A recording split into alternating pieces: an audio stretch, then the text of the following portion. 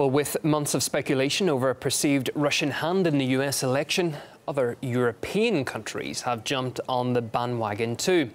However, the tactic only seems to work on certain candidates, as Nadira Tudor reports.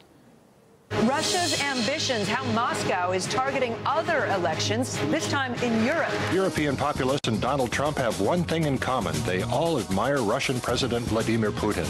It's like a broken record, isn't it? Accusations that Russia is secretly supporting the alternatives. Well, here's a little tour of European elections so far.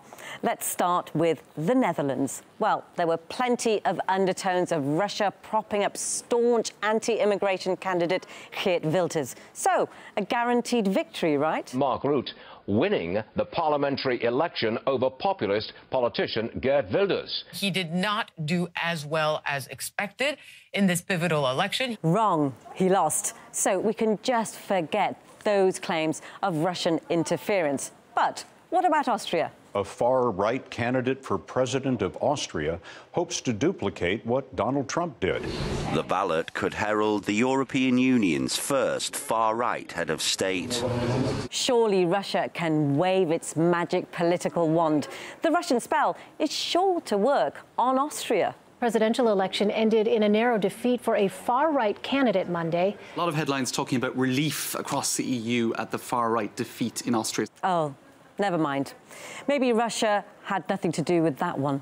Let's not forget that when a non-establishment candidate wins, the mainstream media jump up and down with their endless accusations. Investigations are launched. The FBI is investigating the Russian government's efforts to interfere in the 2016 presidential election. That would have been a necessary investigation, even if Hillary Clinton had won.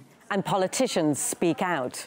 Who would be happy if we left? Putin might be happy. What Russia is doing when it comes to cyber warfare. Probably in our own referendum last year. We don't have the evidence for that yet, but I think it's highly probable. OK, let's continue with our journey. On to Bulgaria.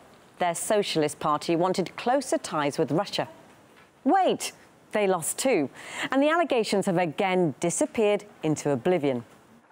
Russia was recently accused of meddling in the US elections. But what about the Bulgarian elections? Did you forget about them?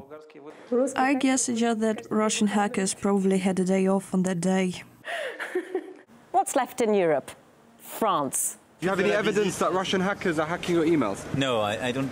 I mean, we have evidence of attacks coming from Ukraine and Russia. We're accusing Russia Today and Sputnik News to be the first source of most of the false information shared about our candidate.